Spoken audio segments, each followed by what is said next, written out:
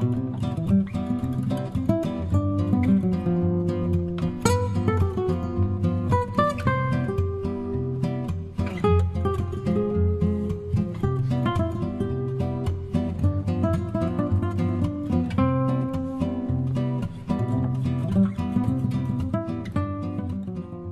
nous voici de retour. Bonjour à tous, bonjour à toutes pour une nouvelle émission en tout bien, tout bonheur. Hein, l'émission qui ouvre le cœur, qui ouvre parfois les possibles aussi. J'aime, vous le savez, vous faire découvrir des pépites, des personnes au parcours inspirant et parfois des étoiles qui œuvrent dans l'ombre, qui sont le plus souvent d'illustres inconnus, mais qui méritent largement à être connus. Alors aujourd'hui, ah, je ne reçois pas une inconnue, je reçois Michel Decous. Bonjour Michel. Bonjour. Et Michel a un parcours, eh ben quand même, voilà, je vais vous en dire deux mots parce que ça vaut le coup, hein. Michel, je dirais que c'est une vie créatrice d'expériences, d'aventures, de romances, d'exploration, un tantinet pionnière, mais et très présente dans sa générosité, à la fois de ce qu'elle vit et de ce qu'elle partage. Michel, tu es diplômé de sciences politiques, journaliste depuis une trentaine d'années, un vrai globe-trotter. Tu aurais pu Oui, c'est vrai. inspirer Tintin. Ou Oui, peut-être l'as-tu inspiré. En tout cas, passionné de voyage, de l'écologie du vivant, de la terre, du corps, des territoires aussi, qui soient des territoires intérieurs ou de l'esprit. Tu as collaboré ou tu collabores encore à de nombreux médias, comme il y a eu par exemple le Monde diplomatique, les Nouvelles Clés, la revue Autrement, la revue Canopée et la revue Orps. Orps de notre ami Maxence, Charles-Maxence Laguet. Tu es écrivain, tu as écrit de nombreux livres. Aujourd'hui, on va parler du tout dernier, mais pas que. On peut parler de tout ton univers. Oui, j'ai fait des films aussi. J'étais alternativement réalisatrice et écrivain. Voilà, je vais y venir. En tout cas, le livre dont on parlera aujourd'hui, dont tu pourras nous le montrer, puisque moi, je l'avais avec moi au Maroc la semaine dernière et j'ai laissé dans mon lit là-bas. Donc, il fera plaisir à quelqu'un. Il s'intitule Être vivante, la chute et l'envol. Un deuil de trop, l'effondrement intérieur, la renaissance. Un voyage au Népal chez l'ami grand sage Oui, là-bas, des Martine. initiations qui vont être vécues de l'intérieur, des enseignements qui vont se vivre. En tout cas, dans ce livre, moi, je vois, comment je pourrais dire, beaucoup d'humilité, de sincérité, de sagesse, un peu comme un baume au cœur et un éveil à l'âme qui revit. Ça fait du bien de lire cela, même si on n'a pas de soucis. C'est un voyage intérieur, vrai, ressenti, vibré. Pour moi, c'est important quand on lit. Donc, merci par avance pour tout ça. Et puis, oui, bien sûr, réalisatrice de nombreux films et documentaires. Alors, je vais citer Auroville, Une terre pour demain, qui s'intéresse aux liens d'or, hein, donc pour relier des gens aussi divers que variés. Voilà. Mais il y a eu des tas d'autres choses et tu vas nous en parler. D'accord? Moi, j'ai envie que tu nous fasses découvrir D'accord. euh, même La Voix des 12 pétales aussi, hein, qui est un magnifique Chantal, le voyage initiatique. Enfin, tu as fait des choses qui sont extraordinaires. Il faut absolument qu'on t'écoute nous le partager. Voilà. Donc, bienvenue à toi. Bien. Michel, Est-ce que bienvenue à tu veux toi. que je commence Eh bien, tu moi, commences j'aurais par une envie d'abord, question. avant tout, de te demander si la petite Michel, la petite fille que tu étais, se doutait un seul instant du parcours que tu as vécu en te plaçant à aujourd'hui. Je ne sais pas, mais on disait toujours que j'avais les yeux plus grands que le ventre. C'est-à-dire que j'avais une curiosité insatiable. Ma Oui, mère m'a dit, tu as marché à 9 mois et demi, tu étais tellement petite que tu courais sous les tables, tu as couru avant de marcher. Je pense qu'il y avait une soif de vivre, une oui. appétence de vivre, une curiosité insatiable, et que quelque part, les gens me disent comment devient-on journaliste? Parce que ça a été quand même mon premier métier. J'ai toujours dit, c'est pas la peine de faire une école de journalisme, soit avoir une curiosité insatiable et savoir écrire, être vivante dans l'écriture. Ouais, Et je pense que ma vie a commencé comme ça. J'étais curieuse de tout. J'étais très agile, active. J'adorais l'école. J'ai réussi à l'école, mais c'était pas mon truc. J'adorais la cour de récréation. J'étais très intrépide. Je faisais du trapèze et des barres parallèles oh dans la oui. salle de gymnastique. Donc il y avait un côté un peu garçon manqué, d'ailleurs, et toujours en action. Toujours en action et en mouvement. Ouais. Donc ça t'a pas quitté, hein? Non, je crois Non. pas. À mon grand Ouais. âge, je crois que je suis toujours en mouvement et en action et je pense que c'est mon moteur. Euh, J'aime bien lire, j'aime bien les théories. Moi, je me suis beaucoup passionnée pour la physique quantique depuis très très longtemps. Mais j'adore les projets pionniers aussi qui m'ont amené à vivre en Arizona et en Australie parce que c'était des projets en action et comme par hasard, le monde anglo-saxon est beaucoup plus actif, beaucoup plus dans le monde pratique et dans la réalisation de projets que notre Ouais. monde français, malheureusement. Oui, c'est vrai. Qu'est-ce que tu as pioché là-bas, du coup, qui En t'a Arizona nourri? et en... Oui. Moi, ce que j'ai pioché, je peux commencer par le début. Euh, Mon premier vrai voyage, c'était les kibboutz en Israël. Ah oui. Et là, j'ai adoré le côté communauté pionnière. C'était dans les premières années des kibboutz. Et je cueillais des pommes le matin. J'y étais pour 5 mois. J'avais pris de longues vacances. C'était entre 2 années de Sciences Po et 4 mois, oui, 4 mois complets. Et le matin, je cueillais des pommes. C'était dans un kibbutz du Nord, d'ailleurs, qui a été très bombardé pendant la Oui. guerre des 6 jours. Ensuite, et puis j'apprenais l'hébreu l'après-midi, les danses.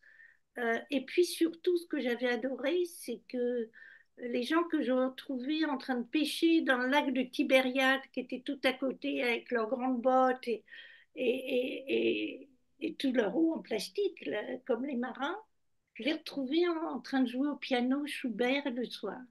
Oh. Et je trouvais ça magnifique de Wow. pouvoir être à la fois dans les travaux manuels, les travaux de la terre, que je trouvais très beau d'ailleurs, cueillir des pommes. Il y avait un côté biblique. C'était d'ailleurs sur une terre biblique. Oui. Ouais. Et puis, se nourrir l'âme, l'esprit par l'art, par l'apprentissage des langues. Et ça m'a beaucoup frappée parce que je me suis dit, au fond, bon, j'avais fait aussi Hippocagne-Cagne, donc j'avais un côté littéraire et j'avais fait quand même des études poussées. Et ce qui ne me rendait pas franchement profondément heureuse. Et je me disais, on peut être soi-disant une intellectuelle, mais aussi on peut profiter et aimer cueillir des Oui. pommes, repeindre au minium des citernes à eau en plein désert. Au fond, je me suis dit, je suis multiple et je veux explorer tous ces multiples. Voilà. Wow. C'est magnifique. Je Donc, suis c'est ça multiple. qui a été le démarrage. Ouais. Et cette idée que, alors après, bien sûr, après Sciences Po, j'ai été chez Giroud à la condition féminine, mais je peux pas dire que c'est des années de bonheur. En fait, mon bonheur, il a commencé avec la revue Autrement, qui était une revue très pionnière après les années 68. J'ai été très vite directrice de collection. J'ai découvert les régions françaises parce que j'ai fait des numéros sur la Bretagne. À l'époque, on disait l'Occitanie. Donc, j'allais visiter, au fond, la province française que je connaissais très peu. Et je découvrais des trésors à la fois de gens, de paysages. La télé n'avait pas encore tout avalé. Il parlait encore patois. Je me régalais. Et puis ensuite, j'ai dirigé la collection Monde, et ce qui me correspondait complètement. Et là, donc j'allais à New York, j'allais à Londres, et en même temps, j'aimais bien diriger, mais il n'était pas question que je reste au bureau. Parce que Dougier, le directeur d'Outre-mer, est très bien compris. Donc, j'ai... Et ma vie a complètement changé parce que faire un numéro d'Autrement, c'était 6 mois, c'était formidable. C'était pas de l'actualité qui m'intéressait pas du tout, ni les journaux qui étaient des mensuels. J'avais travaillé à Marie-Claire, je m'étais ennuyée profondément. Je voulais des choses de fond. Et une revue, le numéro Australie a été vendu pendant 20 ans à Autrement. Donc, je trouvais ça formidable qu'on puisse passer 2, 3 mois en Australie. J'avais divisé le numéro en 5. Et puis à New York, j'ai découvert New York. Et puis, non, j'étais dans un burn-out. Je travaillais comme une folle, il y avait que ça dans ma vie, mais ça me passionnait. Et en Australie, ma vie a basculé parce que je suis tombée amoureuse de ce pays, ensuite d'un homme qui était très particulier parce qu'au moment où j'ai rencontré, il était pêcheur, mais il avait été un des très grands ébénistes d'Australie. Et puis maintenant, il fait les plus grands vins d'Australie. Je suis restée 3 ans avec lui sur un bateau de pêche, puisqu'il venait de, quand je l'ai rencontré à Broome, il venait d'acheter son bateau de pêche. Moi, le numéro d'Autrement, on m'avait demandé d'en faire un film, donc j'étais passée à la réalisation, au moins à C'est génial. l'écriture. Et je crois, et j'ai rencontré cet homme en faisant du stop. Enfin, je crois que cette curiosité insatiable et ce goût de vivre me faisait attraper au vol toutes les occasions. Oui, Dès que mon cœur battait et qu'il y avait quelque chose qui réagissait, et où je sentais qu'il y avait plus de vie là qu'ailleurs, j'y allais. Que ce soit dans les passions amoureuses ou dans les projets, ce qui fait que, mine de rien, cette vie qui a l'air d'être fragmentée, les gens disaient, mais tu te disperses, etc. En fait, elle répondait à un besoin intérieur d'évoluer, de grandir, soit à travers les passions amoureuses, soit à travers des projets pionniers, parce que être sur un bateau de pêche pendant 3 ans, le long des côtes les plus sauvages de l'Australie, c'est pas rien. Et c'est c'est là que pas j'ai rien. développé le goût de l'écologie, parce que d'une manière contradictoire, c'est là que j'ai vu la beauté des océans. On était 400 bateaux pour 4000 kilomètres de côte. Donc, moi, j'ai vu les baleines, j'ai vu des choses extraordinaires. En même temps on pêchait pas au gros, mais quand même on pêchait. Et qu'au bout d'un moment, j'en ai eu marre des poissons qui mouraient sur le pont du bateau, qui était aussi notre maison. Ouais. Donc, la passion s'est arrêtée, comme toutes les passions. Je suis d'ailleurs comme un métronome, c'est 2 ans et demi, 3 ans. J'ai appris C'est des plus tard contrats. que c'était le temps des passions. Je ne savais pas à l'époque, je voyais juste une répétition. Oui. Et puis après, par plein de hasards qui n'en sont pas, parce que c'est que des synchronicités, j'ai atterri sur un projet dans le désert de l'Arizona qui s'appelait Biosphère 2, où j'ai eu aussi une passion très forte pour l'architecte. Et j'ai vécu 3 ans dans le désert de l'Arizona à filmer. Là, j'étais passée de l'écriture à l'image, filmer le projet Biosphère 2, qui était un projet totalement pionnier et international. Donc, et ensuite, il y a eu Auroville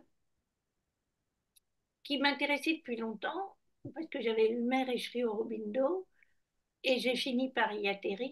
On m'a proposé d'y faire un film et j'en ai fait 3. Et en fait, de 97 où j'ai connu Auroville à presque, sur presque 30 ans au fond, j'y suis allée très régulièrement, minimum 3 mois, quelquefois 5 mois, parce que c'était aussi un projet pionnier, complètement international comme Biosphère 2. Et, donc, ça me renvoyait à cette initiation dans les kibboutz israéliens. Puisque en fait, j'adorais les projets planétaires, pionniers, avec des gens alors on parlait tous anglais, bien sûr, j'avais la chance de le parler couramment. Donc, ça a facilité beaucoup les choses, y compris à Auroville, dont il y a 60 nationalités, mais on parle anglais. Donc, mais le point commun, si on peut dire, de cette vie de Patachon, c'était ce qui m'interrogeait et ce qui me passionnait, c'était un jour, quand j'ai travaillé pour Canopée, euh, j'avais dit écologie de la terre, du corps et de l'esprit. Parce que ce qui me passionnait aussi, c'était les médecines complémentaires. On disait alternatives à l'époque. Ouais. Les plantes médicinales. J'ai fait une série de films en tant qu'auteur pour la 5 sur les plantes médicinales, de 3 heures de film. et quand la 5 était vraiment ouverte à tout ça. Et puis, j'ai fait aussi des films sur l'Ayurveda, parce que j'étais très liée à l'Inde, donc les massages ayurvédiques et les huiles essentielles. Je me suis passionnée pour les huiles essentielles, donc j'avais soit les films, soit les livres, parce que j'ai écrit un livre qui s'appelle Le rêve de White Spring pour le Seuil, et qui en fait racontait d'une manière fictive l'histoire de la biosphère, parce que je ne voulais pas, ils sont encore tous vivants et je ne voulais pas les nommer. Mais étonnamment, j'ai placé le projet qui était en Arizona, en Australie, et intuitivement, j'ai retrouvé un endroit, sans le savoir, où ils avaient failli s'installer. Donc, c'était trop drôle. Incroyable, Et, et, et donc, incroyable. j'ai relié tous ces projets pionniers, ces lieux que j'ai adorés. J'ai plus adoré l'Australie que les États-Unis, mais le projet aux États-Unis était extraordinaire. Et il avait tellement d'avance qu'on en parle seulement maintenant. Ce projet est le centre d'un livre de Jean-Pierre Goux, qui est un grand ami de Maxence aussi et de moi, Oui. et qui s'appelle La Petite Princesse. Et on va leur faire une fête à ces gens de la biosphère parce que j'ai deux grands amis qui arrivent de Bali qui ont fait partie de ce groupe et qu'on va honorer fin octobre. Donc, il y a une continuité à travers. J'ai fait Oui, trois films sur les gens de la biosphère. Le dernier en 2015, qu'on va représenter à l'Institut des futurs souhaitables. Donc, il y a une continuité. Et c'est sûr que j'ai écrit pour Canopée, où c'était aussi l'écologie de la terre, du corps et de l'esprit, avec un intérêt aussi pour les peuples premiers. Euh, je ne dirais pas le chamanisme en tant que tel, mais vraiment les peuples premiers. Puis j'ai bien connu les aborigènes en Australie. Donc j'avais déjà été très éveillée sans être du tout ethnologue et prendre ce point de vue en les oui. côtoyant, les voyant vivre, en partageant leur quotidien par moments. Parce que j'ai été cuisinière sur un ranch au tout début en Australie et les aborigènes étaient là autour de nous. Donc, je ne sens pas, bien qu'on m'ait toujours dit t'es éparpillée, j'ai jamais eu l'impression que j'étais éparpillée, j'ai l'impression que je tressais une tresse Oui, oui. Ouais, ça qui... me donne cette impression quand tu racontes ça, on voit bien que voilà, et de là tu vas ailleurs, enfin comme si ça se tricotait, c'est le fil d'une vie. Voilà, Oui, il y a un et puis maillage. d'une manière, je crois que je commence mon livre, Être vivante. Eh ben, je crois que c'est ça, au fond. Si je tombe dessus là maintenant, je vais le lire parce que c'est très petit, c'est très court, c'est le prologue, et je pense que ça correspond à la manière dont j'ai tracé ma vie. Euh, J'avais écrit un journal de bord en Inde en 2016 et rien n'a été prémédité. J'ai juste suivi ce qui était le plus juste, le plus vivant et porteur de sens pour chaque cycle de ma vie, sans me soucier du regard des autres, des notions de carrière, de sécurité affective ou financière, ni même de danger physique, sans savoir où allait me mener l'étape d'après. J'ai suivi ma voix intérieure, là où la vie vibrait le plus en moi, c'est tout. Et je pense que je suis retombée sur ces phrases-là que j'ai mises en tête du prologue de mon livre parce que je pense que c'est une réponse à tous les gens qui ont dit mais t'as rien fait jusqu'au bout, t'as butiné. Voilà, on me disait t'as butiné. Ouais, Et moi j'avais l'impression que le fil profond, c'était cet appel de l'âme. oui. C'est un appel profond. Alors, les gens appellent ça la petite voix, ou ils appellent le Mm. soi, Oui. et que c'est ça qui me tirait comme un fil d'or. Voilà. Et que je le suivais parce que c'était plus fort que tout et que ça rejoint ce que j'avais écrit toute petite. Rien ne m'empêchera d'aller là où je dois aller. J'avais écrit ça à 16 ans. Waouh. Donc, c'est passé par des hauts et des bas. Hein. C'est pas... Il y a des prises de risques, il y a de la solitude, mais pas des questionnements. C'était plus de la solitude, Et puis quand on vit que des passions, ben, on n'est pas en couple. Voilà. Et puis j'ai pas éliminé les enfants de ma vie, mais j'ai voulu en faire un avec l'architecte de la biosphère et puis je l'ai perdu. J'avais déjà 42 ans. Et puis après, j'étais plus amoureuse de l'architecte et je voulais faire un enfant quand j'étais amoureuse. Alors il y avait un espace-temps très précis parce qu'il fallait le faire pendant le temps de la passion, mais aussi le temps de la passion, c'était le temps de l'aventure. J'étais sur un bateau de pêche dans les cyclones ou pendu à un filin en haut de la Oui, biosphère pour filmer la biosphère d'en haut. Il n'y avait pas encore les drones. Donc faire un enfant dans ces conditions, c'était pas très facile non plus. non. Voilà. Peut-être que c'est pas dans cette incarnation-là, la Non, maman. non. Ouais. Hein. Mais en même temps, à l'âge que j'ai beaucoup de petites sœurs, surtout, j'allais dire des petits frères, mais des petites sœurs. J'ai un appartement qui accueille tout le monde, donc j'ai l'impression d'avoir des enfants de cœur et d'âme. Voilà, Ouais, une tribu de cœur et d'âme. c'est ça. Surtout ça. Ouais.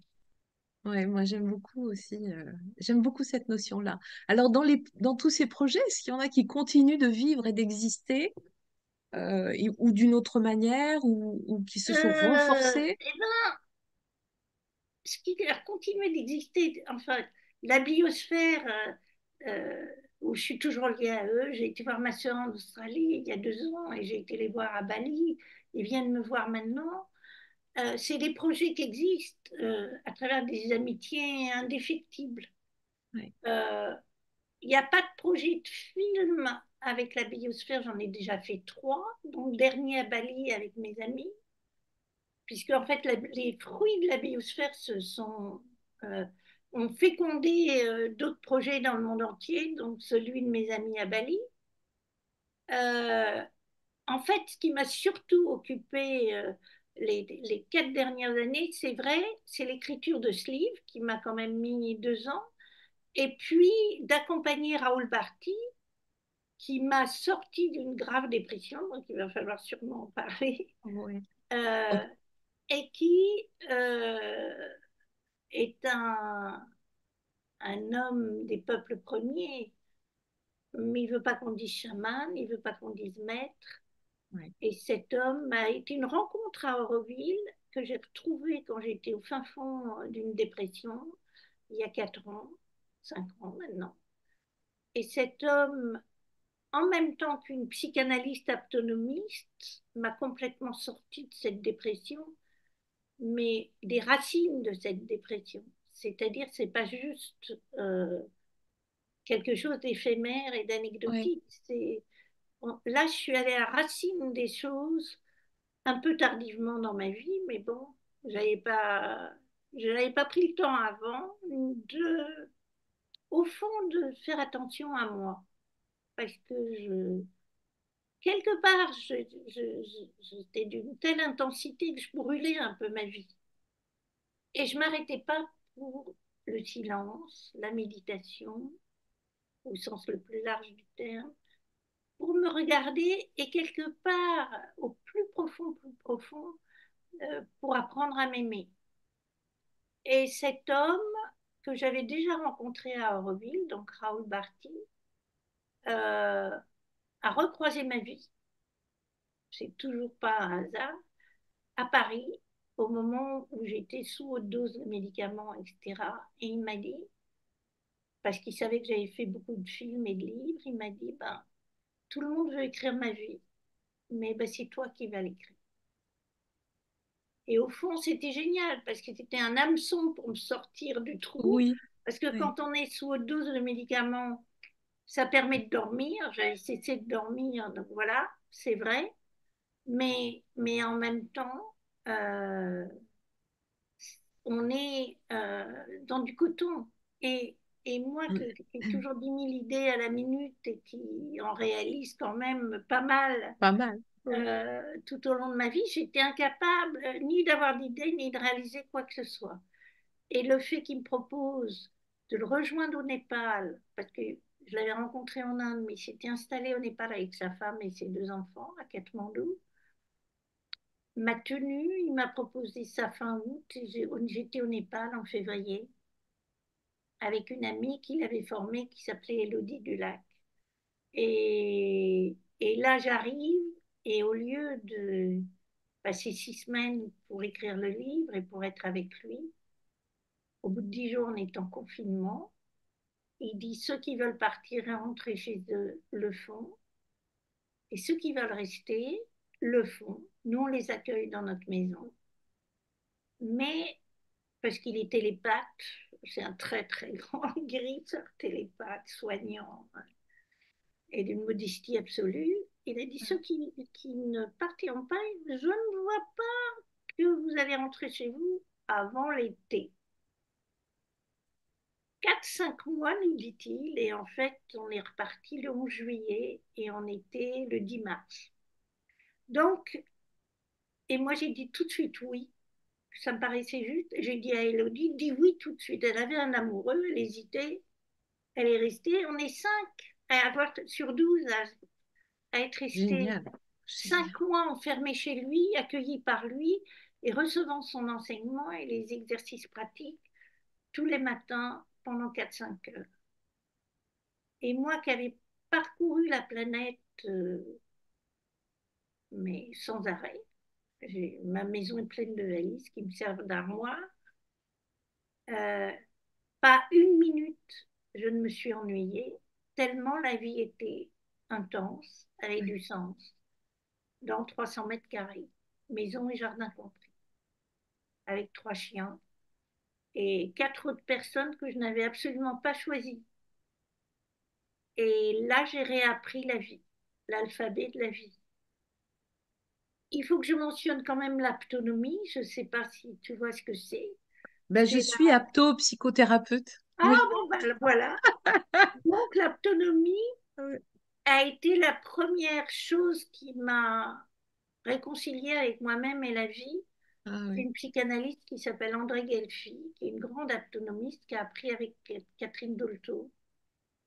Et comme en fait, euh, la dépression m'est tombée dessus après de nombreux deuils, mais aussi sur un terreau fragile. Je sentais que j'étais stressée, angoissée, burn-out, etc. Et que je me courais devant. Oui. Et je m'étais souvenue de ce livre qui s'appelait Le dernier barreau de l'échelle. C'était un livre américain qui est sorti au moins il y a 30 ans et qui disait que quand on avait monté toute l'échelle de la vie, mais qu'on avait raté un barreau au début, la vie vous ramenait toujours à ce barreau. Et moi, je pense que ce barreau, il était dès la naissance, y compris intra-utérin, mais en tout cas sûrement dès la naissance, qui était le rejet, l'abandon, parce que j'étais une fille et pas un garçon.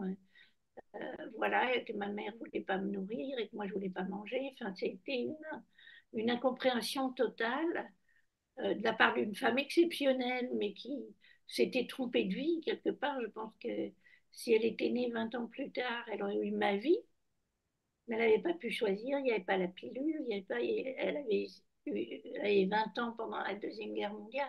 Au bout d'un moment, on finit par comprendre tout ça et pardonner et comprendre ses vies qui n'ont pas vraiment été choisies. Alors que la mienne, j'ai pu la choisir. Tu as Et peut-être vécu, justement, par procuration, lui a permis de vivre des choses qu'elle ne pouvait pas vivre. Ou qu'elle ne... absolument. Voilà, donc Alors, donc, c'est un on mélange sait de bien. fierté, de jalousie, Oui, de ouais, frustration, ouais. parce qu'elle était manifestement pas faite pour avoir 6 enfants et surtout pas des filles.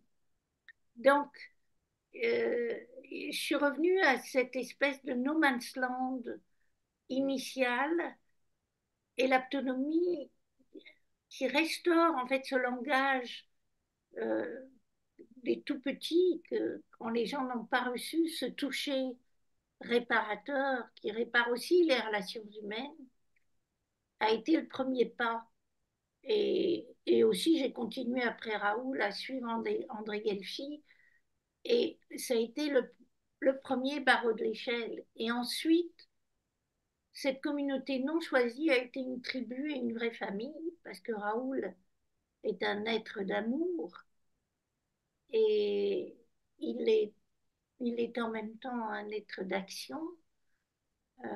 Il marche sa parole, Et son couple avec sa femme est un couple magnifique.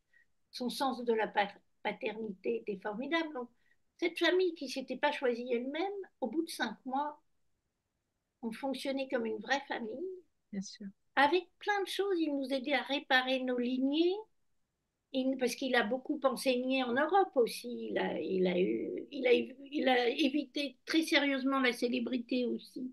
C'était un ami de Deepak Chopra et tout ça. Ouais. Et il n'a pas du Sadhguru, il n'a pas du tout suivi ce chemin-là, même si la célébrité le rattrape maintenant en France.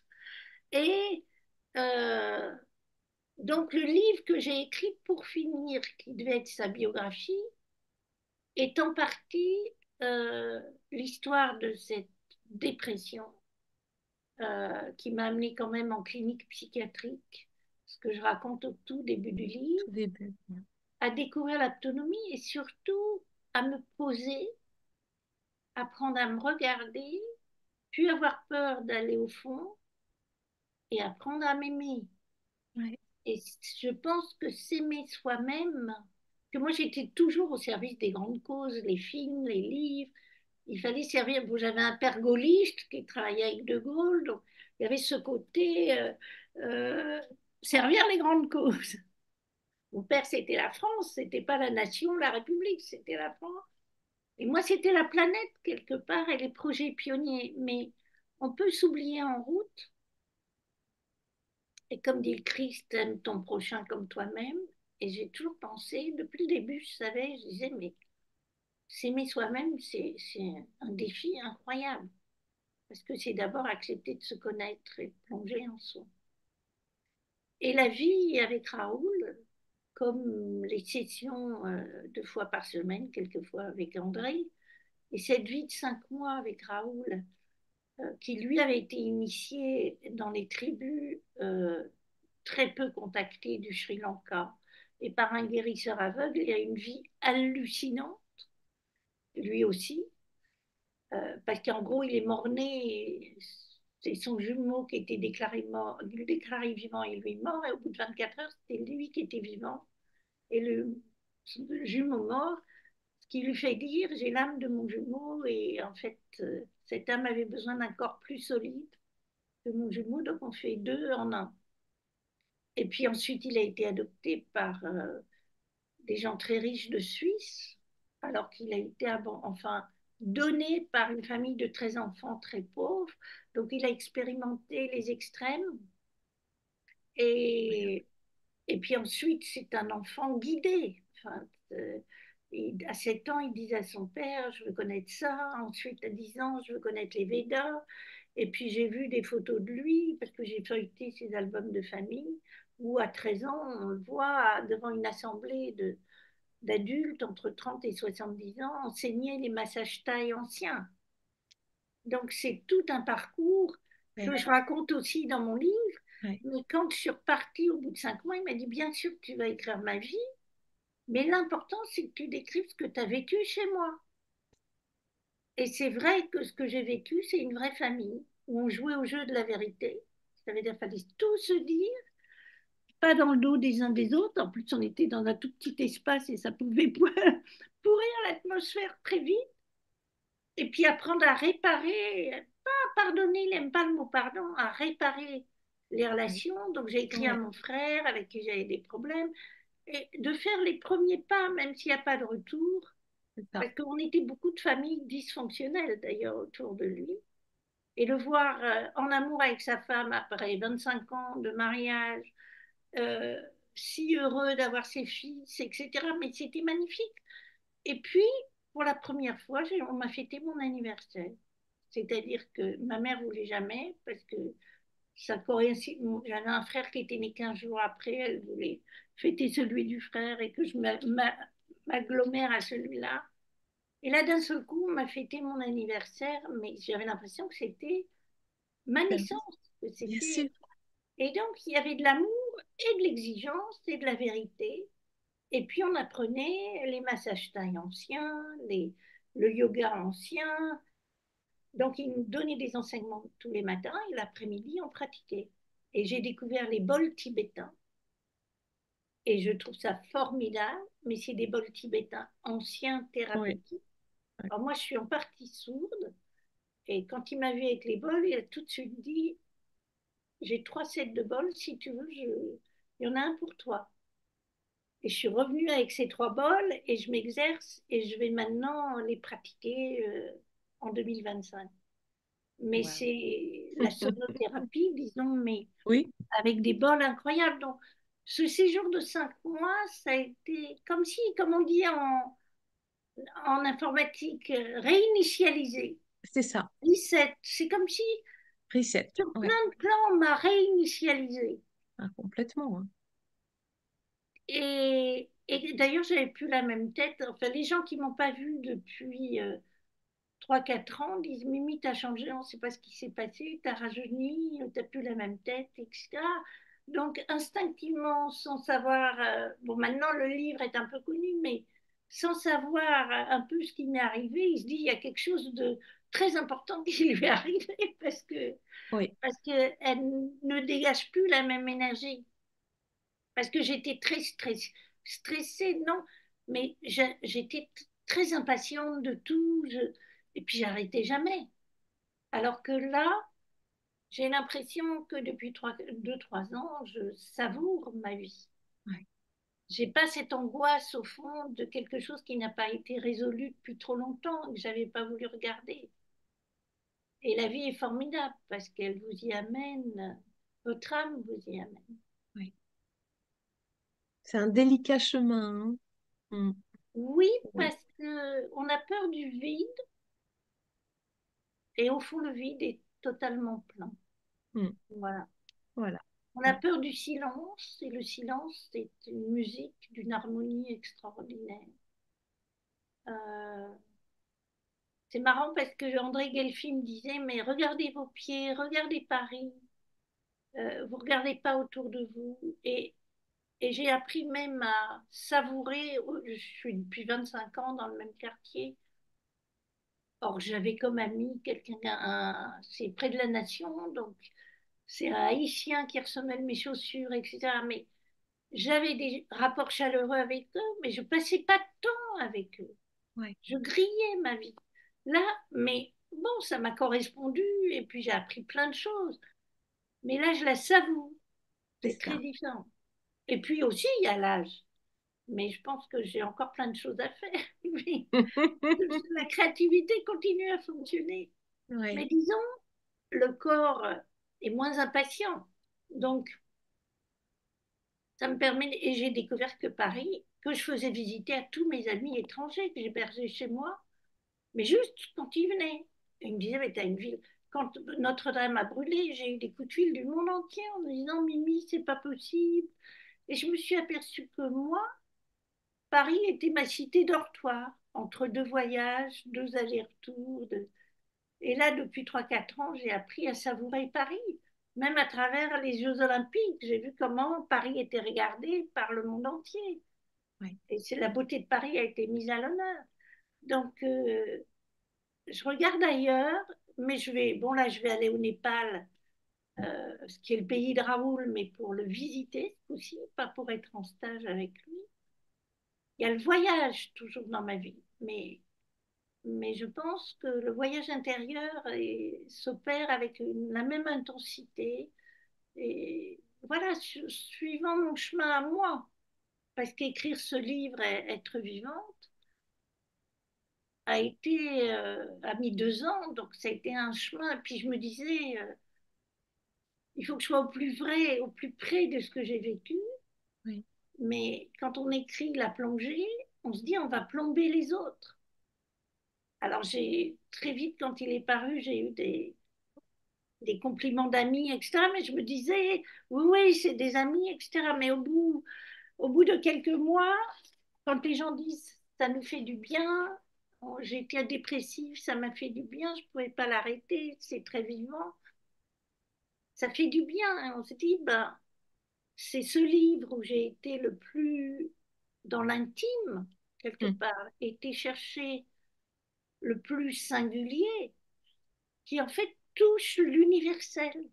J'ai découvert ça, que moi j'avais beaucoup parlé dans tous mes livres et mes films de projets pionniers qui avaient un caractère universel aussi, parce que c'était des projets internationaux, comme Auroville ou comme la biosphère. Ouais. Mais, donc je savais que ça avait une valeur universelle, mais que je raconte ma dépression et ma résurrection, et que ça a une valeur pour des gens qui ne sont pas des intellectuels du tout, que je ne connais pas du tout, de tous les milieux, de tous les âges, etc., ça m'a fait un bien fou. Je me suis dit, donc si on va au creux de l'intime, Mhm. on va au creux de l'intime des autres, et bien sûr des femmes, parce que je suis surtout lue par des femmes. Voilà. Et aussi parce que je suis Raoul dans certains de ses stages, donc je le vends aussi dans les stages de Raoul, et que les stages de Raoul, c'est 90% de femmes. Donc, Oh, comme beaucoup quand même, hein. Il y a toujours, mais c'est pas anodin, hein. Le féminin est celui qui est à l'intérieur, donc bon, c'est jamais. Ça bouge un petit peu, ça bouge un petit peu, mais bon. Oui, mais tu vois, quand je t'écoute, moi, longtemps, j'ai tu tout le chemin, tout le parcours qui avait été le mien, et une fois, dans une conférence, quelqu'un m'a poussé un petit peu plus loin. J'ai osé dévoiler des choses et en fait, quand j'ai vu l'impact que ça avait, la résonance que ça portait en eux, comme un message d'espoir en fait. Donc ben, j'ai dit, mais pourquoi faire? Dis plutôt et montre-leur le chemin, montre-leur la voie. oui, Et en parce que fait, ça les ouais, libère. Ça oui, libère la parole de oui, oui. l'autre. Ah, ça, c'est émouvant, vraiment. Franchement, Et dans les stages, c'est ça.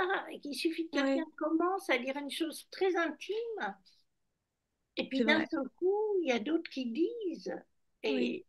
et, et, et ça Mm. libère tout le monde. Personne ne perd son temps à Ouais. écouter l'histoire singulière de l'autre.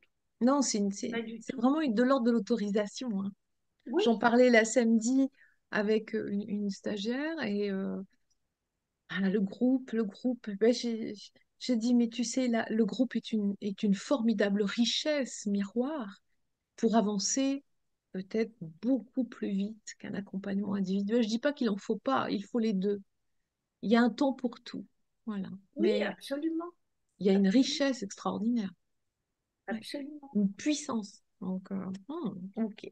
Alors, est-ce que si je pouvais te demander une petite question plus personnelle, est-ce que tu me parlais de son tout à l'heure, notamment de sonothérapie, voilà.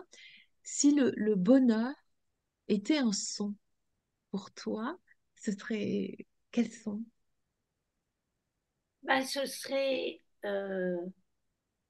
le son, parce que dans les bols tibétains, il y a trois bols, le féminin, le masculin et Kundalini.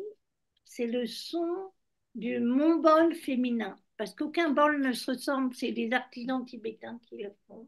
Ouais, Et si le bonheur était un son, ce serait le son. Je peux le mettre sur ma tête à l'envers, c'est taper, et ça fait un son dans tout mon corps, parce qu'au fond, le son se propage à travers l'eau. Et l'eau, c'est 80% de mon corps. c'est ça.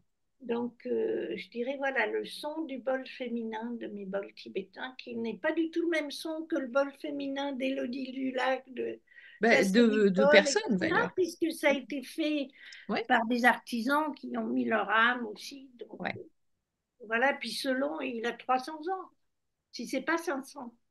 Donc, c'est des Tibétains qui ont ramené ça, qui les retravaillent et qui les vendent à Raoul. Voilà, je dirais ça. Merci, merci. Est-ce que tu saurais nous dire si aujourd'hui, avec la sagesse qui est la tienne, il y a encore des choses Pas qui sur tous te... les plans. Non, ok. Mais la sagesse de... Ou l'amour de moi, ou ce que j'ai pu Oui, tu faire vois, en tout de cas, ce m'aimer chemin. moi-même. Voilà. Est-ce que dans ce chemin-là, la vérité t'apparaît comme essentielle? Ah oui, la sincérité. Et d'ailleurs, j'ai fait un film à Auroville sur les 12 pétales de Mère et Aurobindo, donc Oui, autour du matrimoine, dire les 12 pétales.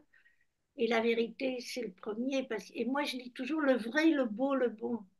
Mais je commence par le vrai. oui, Et surtout dans le monde dans lequel on vit, où on ne sait plus le vrai du faux. Et aussi, c'est ce qu'a introduit le virtuel, parce que moi, par exemple, le journalisme a toujours été un journalisme de terrain. Jamais j'ai utilisé Wikipédia, etc. C'était moi, le journalisme avant les années 95, et puis ensuite, même j'ai continué à l'ancienne. C'est aller sur le terrain, se laisser brasser par le terrain, transformer. Voilà, ça a changé ma vie à chaque fois. Et je pense que là, on pouvait reconnaître le vrai du faux parce que on était dans l'expérience oui. et pas dans le savoir. L'investigation. Et pas dans Mm. le savoir. On était dans la connaissance et pas dans Oui, le savoir. ouais, Quand on fait des articles sur Wikipédia, etc., où est-ce qu'on distingue le vrai du faux? Tout circule sur Internet. Maintenant, il faut le fact-checking, il y a les fake news, etc. Mais quand on était sur le terrain, on exerçait nos sens, nos discernements, notre intellect, tout. Le goût, l'odorat, la vue, un article, c'était ça. C'était ouais, sensoriel aussi, c'était pas ouais, juste des informations extraites de leur contexte.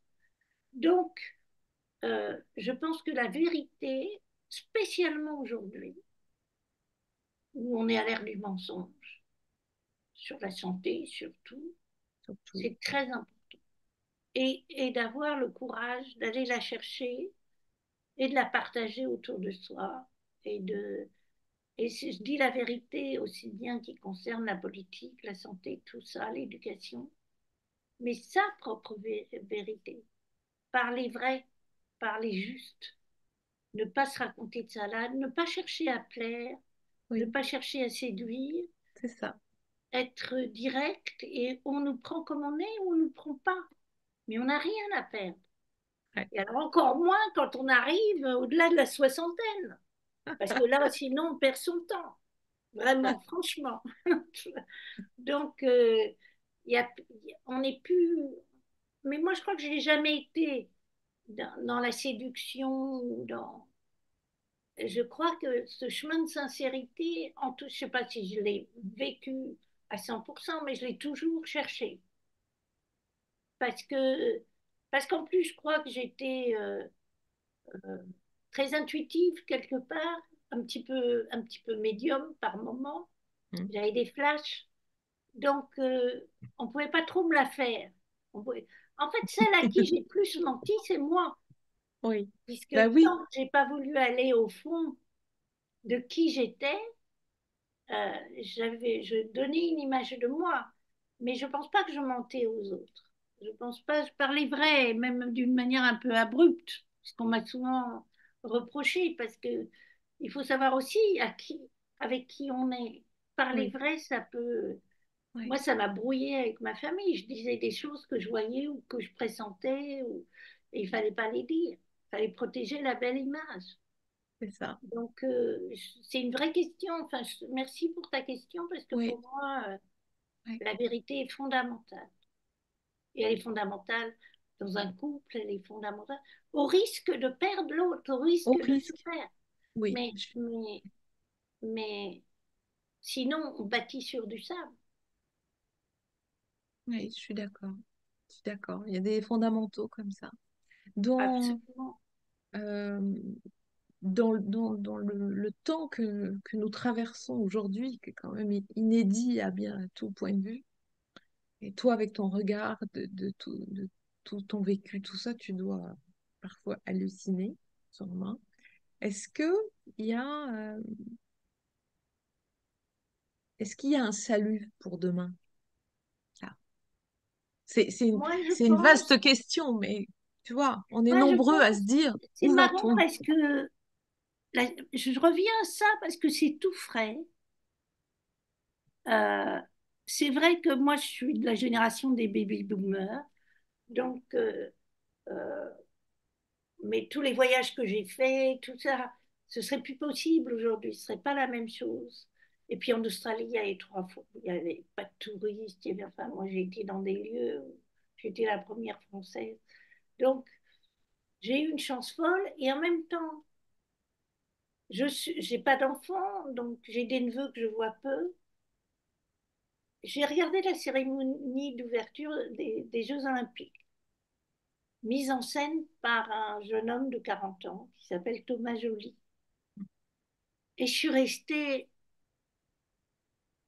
extrêmement perplexe. Après, je les ai toutes vues, fermeture et puis celle des Paralympiques que j'ai beaucoup aimée. Oui, Voilà. Mais celle d'ouverture, euh, et puis j'ai interprété des choses. Lui disait, mais le cheval, c'est pas un cheval. Moi, j'ai tout de suite dit, c'est les 4 cavaliers de l'Apocalypse. Lui a dit, mais pas du tout, c'est le cheval de Jeanne d'Arc, c'était Jeanne d'Arc. Donc, il y a aussi, et puis on n'avait pas, c'était pas Marie-Antoinette à qui on coupait la tête. Enfin, il y a eu des malentendus, je pense, et puis c'était pas la scène qu'on a caricaturée. Là, je crois moins à son système de défense. Moi, il y a des moments où je trouvais ça d'une vulgarité totale, euh, d'une insolence et d'un désespoir total, d'une transgression que je trouvais gratuite. Et puis le temps passant, regardant les interviews, puis regardant les Jeux paralympiques que j'ai trouvé très beaux, oui, je me suis dit, cette société inclusive, elle a ses codes. Moi, LGBT, je ne sais pas trop ce que c'est. Là, je suis plutôt à l'ancienne, mais je suis pas. J'ai plein d'amis homosexuels, c'est pas, mais tout le côté trans, etc. J'arrive pas à suivre ça.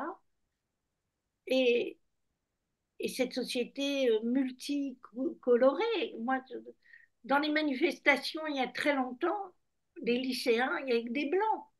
Après, j'ai vu les manifestations sous mes fenêtres, puisque je suis rue du Faubourg Saint-Antoine. C'était complètement mélangé.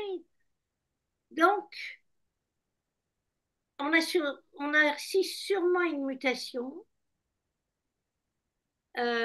La France, disait Attali, soit c'est un coup d'épée dans l'eau, soit c'est ouvrir une nouvelle voie, traduire ce qu'est cette génération. Moi, ce qui me manque beaucoup, c'est le sacré, oui. c'est le sens du sacré.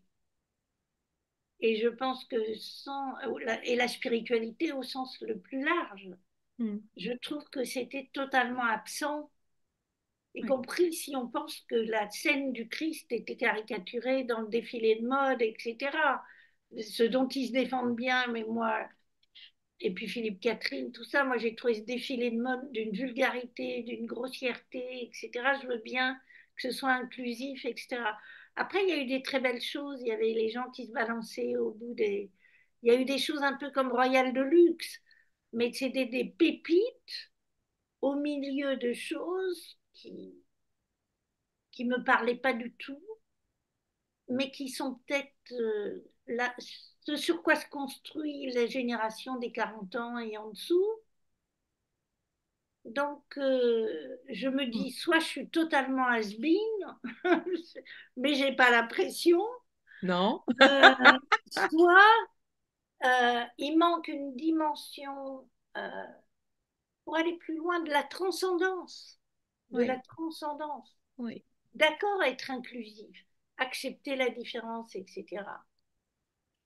Mais on va vers quoi? Je veux dire, le sens ne réside pas là-dedans. Le sens, c'est se dépasser. On est sur cette terre pourquoi? C'est quoi notre mission?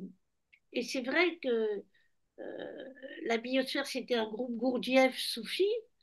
Et puis Auroville, moi j'ai toujours été attirée par des projets qui n'étaient pas juste des projets humains, mais où il y avait à la biosphère, on faisait du théâtre, il y avait un travail sur soi qui aussi parallèlement. Et là, euh, juste être inclusif et respecter la différence, le temps du sport et tout ça, je trouve que ça ne nous emmène pas vers les hauteurs. C'est tout. C'est peut-être mieux que être divisé, oui. mais après, une fois le sport passé, on ne sait pas. Et puis l'art, quel art? Je nie pas des pépites de beauté que j'ai vues quand même dans cette ouverture. Et puis ensuite, c'est vrai qu'aux Jeux paralympiques, j'ai trouvé que là, être inclusive des handicapés, c'était très réussi. Les Oui, cérémonies pour les handicapés, on les voyait danser, etc., où c'était d'une joie de vivre. Après, c'est pas du tout les musiques qui m'emportent, du tout. Moi, au fond, j'ai aimé Céline Dion chantant Piaf. bien sûr. Et après, les DJ heavy metal et tout ça, c'est leur génération. Mm. Et je veux bien écouter, mais je suis saoulée très vite, ça me fout en l'air les oreilles. Donc, Ouais, si on garde cette forme des nouvelles générations, et encore, c'est pas tous, mais ouais, disons, c'est ce qu'on a vu, et j'en parle parce que c'est Fred il y a un mois ou 2 semaines, etc. Je trouve que si on perd le sens du sacré, et dans le couple, et dans la sexualité qui est mise n'importe où, n'importe comment, etc. ouais. Et dans notre vie, je trouve qu'elle n'a pas de sens. Et je pense que c'est ce sens du sacré qui est et ce qu'on a appelé la spiritualité. J'aime mieux dire sens du sacré et de la transcendance parce que ça inclut énormément de choses. On peut mettre du sacré dans son quotidien. Et je pense qu'il n'y a que ça qui nous... Bah, si c'est un peu ce que disait Malraux, le XXe siècle sera spirituel Ou il ne le sera ou pas. n'existera pas. Et ça a Ouais, été, au fond, on est dans les guerres de religion. On n'est pas ouais. dans le spirituel. Donc, c'est un peu ça qui me vient après l'histoire des Jeux Olympiques. Ah, le virtuel, pour moi, même, je l'ai découvert à la biosphère parce que l'Amérique a eu les ordi et bien avant nous. Donc moi, dans les années 90 à la biosphère, ils avaient tous au début des ordi. Et je disais, c'est le diable. Le virtuel, c'est le diable. Mais n'empêche que c'est bien comme ça qu'on communique, que c'est bien comme ça que les mères retrouvent leurs enfants avec les portables, que... Mais par exemple, quand j'ai écrit une douzaine de livres, quand j'allais porter mon livre imprimé à, au seuil ou chez Lafon ou la Thèse, c'était un cérémonial.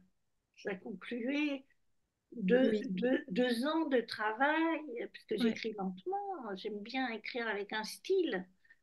Et c'était un cérémonial. Là, rien, un clic, on envoie les 200 pages ou 300 C'est pages. ça, c'est ça. Et je trouve ça, euh, il n'y a plus de cérémonial. Il n'y a plus.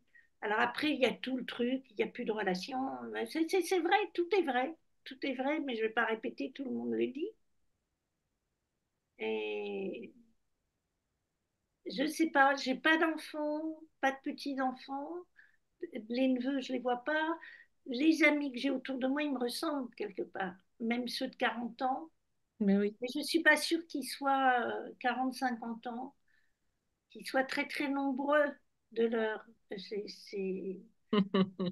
Et, et, et simplement, en suivant les stages de Raoul, où il y a des gens entre 30 et 60 ans, et pas forcément des créatifs culturels ou des pionniers avec lesquels j'ai baigné depuis 30 ans, je découvre le courage infini des femmes Mm. pour gérer des vies qui ont l'air impossibles et, et leur quête de grandir envers et contre tout.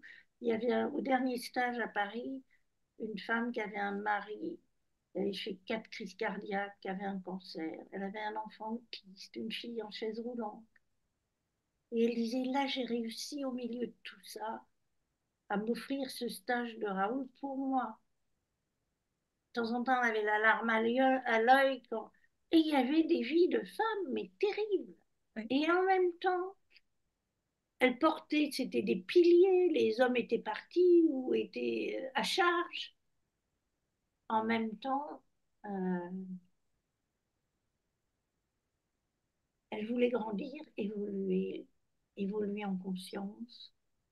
Elles étaient prêtes à faire les exercices de Raoul le matin, à se lever à 6 heures, etc. Oh, je me suis dit, mais quel courage, quelle ténacité. Et ça m'a donné la pêche. Je me Oui, suis dit, oui, des femmes à qui on n'aurait pas donné 3 sous, comme ça, un peu grises, et qui se réveillaient, et qui racontaient, qui disaient, mais on va prendre le curcuma ce matin, mais on va faire des exercices. Et Elodie, tu vas nous suivre et envoie-nous les vidéos, on va faire un groupe WhatsApp. Et elles ont entre 50 et 65 ans, et on se dit, euh, mais elles ne sont pas mortes, quoi. Après tout ce qu'elles ont vécu, non seulement elles ne sont pas mortes, mais elles ont le souci de s'améliorer oui, mais oui. et de s'occuper d'elles. Parce que Raoul parle de s'aimer soi-même, S'aimer, oui, alors qu'on est chef de famille et qu'on porte tout le monde et que qu'on élève les gosses, les petits-enfants, parce que les gosses sont pas à même, certaines filles n'arrivent pas à élever les petits, donc elles sont grand-mères tout en étant mères, tout en étant femmes, tout en portant leur mari. Je trouve ça extraordinaire. J'ai ah oui, découvert des êtres humains ouais. extraordinaires, pas de mon milieu, pas du tout dans le bouillon de culture dans lequel je me suis agitée pendant 30 ans, mais aussi avec les pêcheurs en Australie, bien sûr. Il y a pas eu que ça, mais j'avoue que ça m'a vraiment donné de l'espoir. Voilà, pour répondre longuement à ta question. Ouais, ça replace au bon endroit. Ouais. Oui, Ben écoute, euh, là, juste, donc pour ton livre, hein, pour ceux, moi je mettrai dessous, hein, bien sûr, si tu veux nous le tu veux que repasser, je le là, remonte? je Je le vais le monte, je le remonter. mettrai dans le montage, mais ouais, ouais, être vivant. Puis Voilà. moi, Je trouve, en plus, je trouve la couverture très ce belle. papillon, voilà, Et c'est puis les l'envol et éditions, la c'est renaissance. Aluna, donc on peut commander dans les librairies, aux éditions Ouais. Aluna, voilà, ou à la Fnac, ou sur Amazon. Je Je préfère dans mettrai les tout librairies. dessous. Je mettrai dessous, puis de quoi retourner vers ton univers aussi, bien sûr, Michel, parce que c'est un univers passionnant, sage et éprouvé de l'intérieur. Donc, voilà, en Merci beaucoup sincérité. de Donc, m'avoir accueilli, en tout cas. ah ben, Voilà. c'est la joie est pour moi, tu sais. Ouais. Merci beaucoup. Écoute, euh, un grand merci pour ton petit partage avec nous en toute intimité sur ton beau parcours de vie, avec une certaine exemplarité quand même, humilité pour ce que tu... Oui, mais oui, parce que quand même, il y a la professionnelle derrière tout ça, oui, oui. Et puis il y a la posture humaine, il y a la femme que tu es aujourd'hui. Donc voilà, en tout cas, c'est un cadeau. Merci. Tu fais Pour partie moi des aussi. petites étoiles Merci qui de m'avoir traversent écouté. l'émission. Au revoir. Oui. Allez, je te dis à tout bientôt. Chère communauté, ben, on se retrouve bientôt pour un nouvel invité, comme Michel, par exemple. Voilà. Pas forcément une star, une étoile qui brille et qui nous demande de rayonner aussi, de faire de même, parce que c'est possible. Voilà. Merci. Allez, à tout bientôt. Portez-vous bien.